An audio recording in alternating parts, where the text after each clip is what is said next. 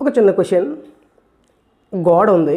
ఈ గోడకి ఒక నిచ్చెన్ని ఇలాగా ఏర్పాటు చేయాలి.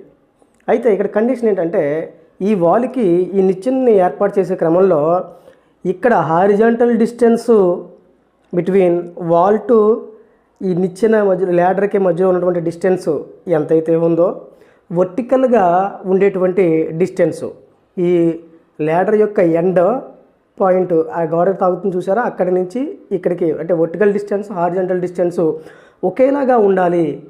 ఆ కండిషన్ సాటిస్ఫై అవ్వాలంటే ఈ నిచ్చెనని ఈ ల్యాడర్ని ఎలా ప్లేస్ చేస్తే, ఏ యాంగిల్తో ప్లేస్ చేస్తే వర్టికల్ డిస్టెన్సు హారిజాంటల్ డిస్టెన్సు సమానంగా ఉంటాయి, అదే మనం చూద్దాం రండి.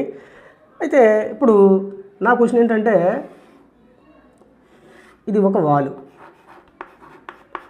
ఈ వాల్కి ఒక ల్యాడర్ని ఇలాగ మనం ప్లేస్ చేయాలి. ఇది ల్యాడర్.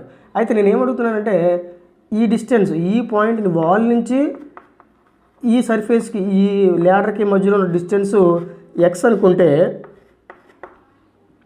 ఈ వర్టికల్గా ఉన్నటువంటి డిస్టెన్సు ఈ గ్రౌండ్ నుంచి వర్టికల్గా ఉన్నటువంటి డిస్టెన్సు వై అంటే x is equal to y ఎప్పుడు అవుతుంది, ఏ యాంగిల్తో ప్లేస్ చేస్తే ఇది అవుతుంది అనే దాని గురించి అనేది ఒక చిన్న క్వశ్చన్.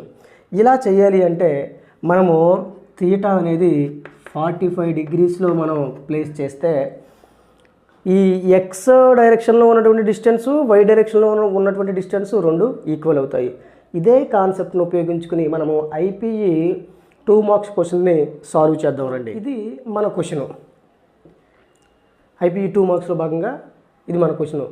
సో మనం ప్రీవియస్గా మనం చెప్పుకున్నాం చూడండి, మనం కాన్సెప్ట్ అనుకున్నాం కదండి, ఆ కాన్సెప్ట్ బేస్ చేసుకుని ఈ క్వశ్చన్ని మనం సాల్వ్ చేద్దాం.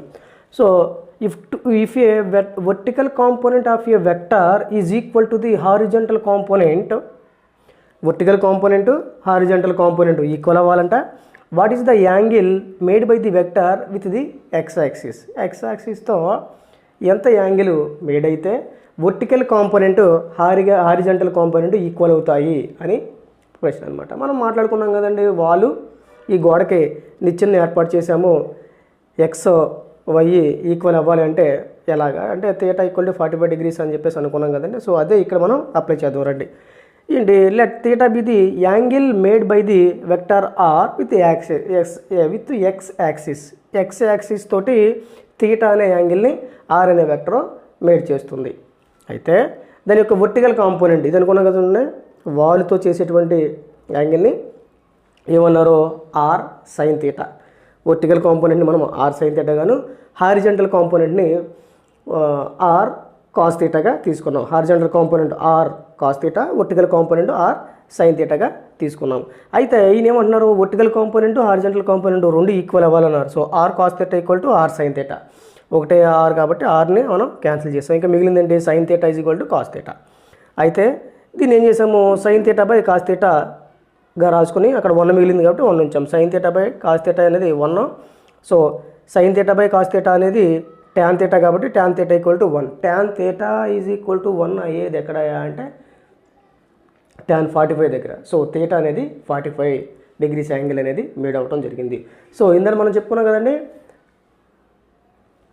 వర్టికల్గా ఉన్నటువంటి ఈ వాల్కి ల్యాడర్ని horizontal distance vertical distance same వచ్చేలాగా మనం ఇలాగ దీన్ని నిలబెట్టాలి అంటే 45 డిగ్రీస్ యాంగిల్తో మనం నిలబెడితే వర్టికల్ హైటు హారిజాంటల్ హైటు కూడా సమానం అవుతాయి. Thank you.